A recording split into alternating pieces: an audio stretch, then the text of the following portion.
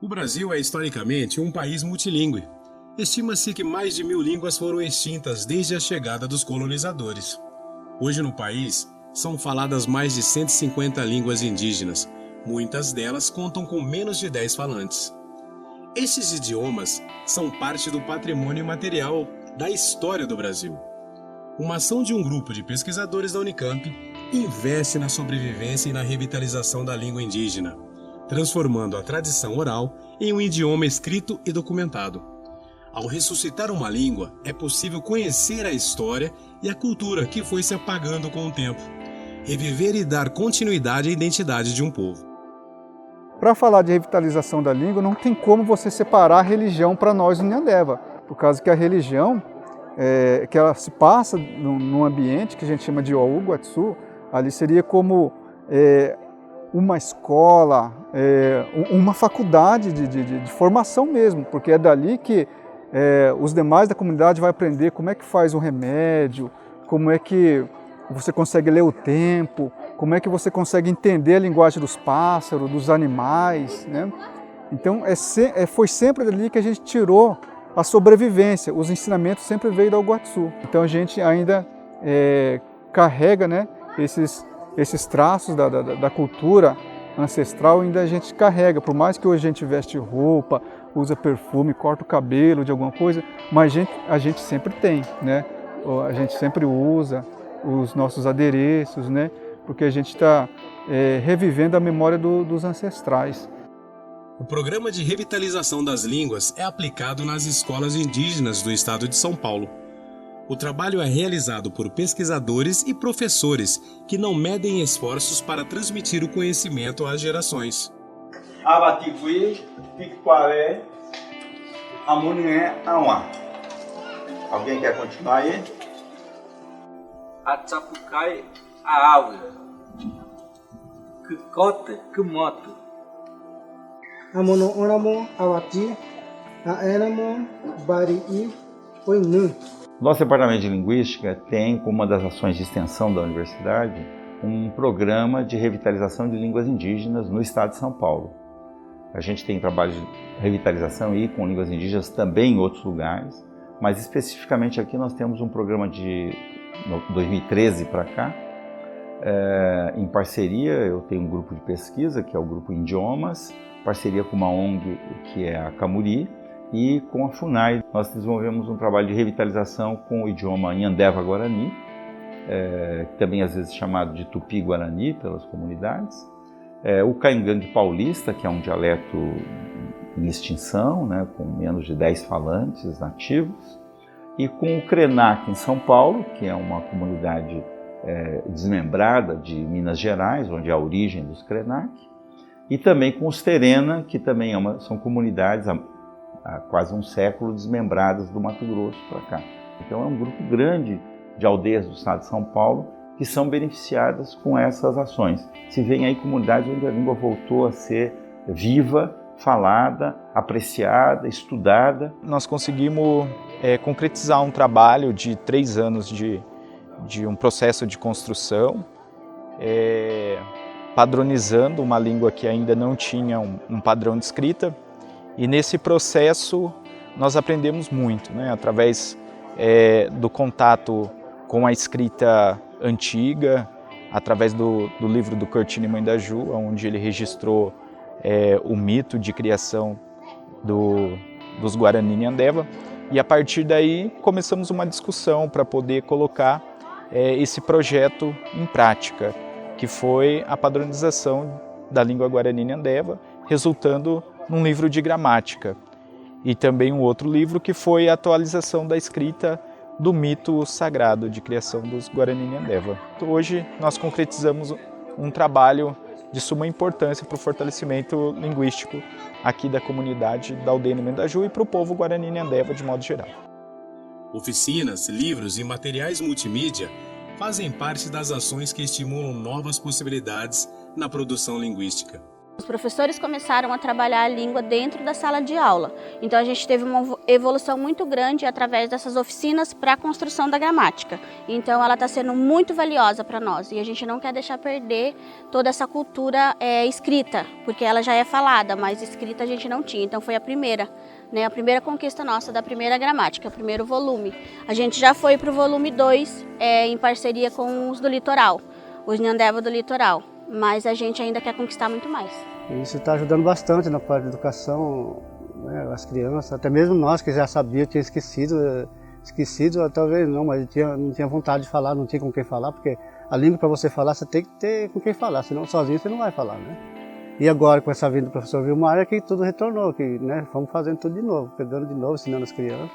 E hoje as crianças estão adiantando, estão sim, bem, gostam da gramática, porque eles ficam meio que assustados, poxa, nossa vida era assim, né? E eles querem saber mais, então você vai aprofundando no idioma e ajuda até a gente, porque tem palavras que a gente esqueceu lá atrás e agora, retomando, você vai pegando tudo de novo. É uma satisfação, né, que eu tenho hoje, que eu sinto, porque eu pude aprender mais, assim, que algumas coisas que a gente descobriu lá, né, que o professor trazia, né, você conhece, o que eu não conhecia, eu começava a buscar. Né? Então eu começava a lembrar. Hoje a gente tem uma linha a seguir porque a gente já tem um conhecimento gramatical que hoje serve para a gente trabalhar na escola para ensinar os nossos alunos, né? Então isso também foi de grande ajuda para toda a comunidade dentro da aldeia, né? Participei, aprendi bastante, estou aprendendo ainda. Isso foi maravilhoso, foi muito importante para mim como um pai hoje, como morador daqui da aldeia. E como um membro da comunidade, né? E ressaltando aqui que os jovens, né? Que os jovens tomem conhecimento disso, que os jovens pesquisem mais, se aprofundem sobre a sua origem, sobre seus costumes, sua cultura. A gramática é importante porque ela trouxe novas palavras que estavam sendo esquecidas de ser praticadas. Eu não sou muito de praticar gramática, está sendo meu primeiro ano, mas só que está sendo muito bom aprender mais coisas. Para mim também está sendo muito bom a gramática, a gente aprender a escrita certa também. Bom, eu fiz esse desenho para representar uma aldeia e essa casa grande maior que tem no meio significa o líder, e as casas que estão em volta significa a liderança que ajuda no funcionamento da aldeia. Pela pesquisa, estreitam-se os laços entre a academia e os indígenas, gerando projetos conjuntos, trazendo assim benefícios para ambos. Todos se envolveram nessas oficinas que ocorreram nesses últimos anos. A participação desde as crianças pequenas, da educação infantil, até os alunos do ensino médio, alunos da educação de jovens e adultos, e além da escola também a participação da comunidade, das pessoas detentoras do saber ancestral, detentoras da língua nativa. Então, esse coletivo fez com que a gente chegasse a colher esse fruto, né? E esse resultado que hoje a gente tem conseguido, juntamente, né, com essa parceria, e desenvolver esse trabalho na escola, né? Tem refletido muito forte dentro da escola, os alunos têm melhorado na aquisição da língua. Os nossos alunos eles já estão fluentes, ainda tímidos para fala, mas eles conhecem muito já da gramática e até mesmo mais que eu, porque eles têm muito mais contato. Então é um trabalho que forma novos pesquisadores, forma novos docentes, inclusive,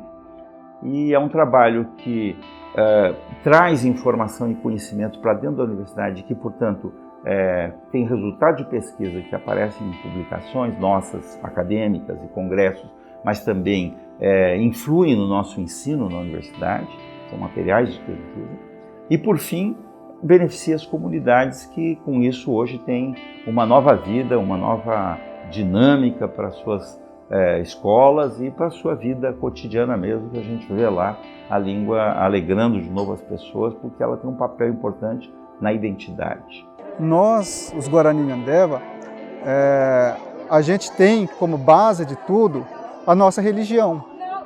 E a nossa religião, ela dá base para todas as coisas florescerem em cima dela, né?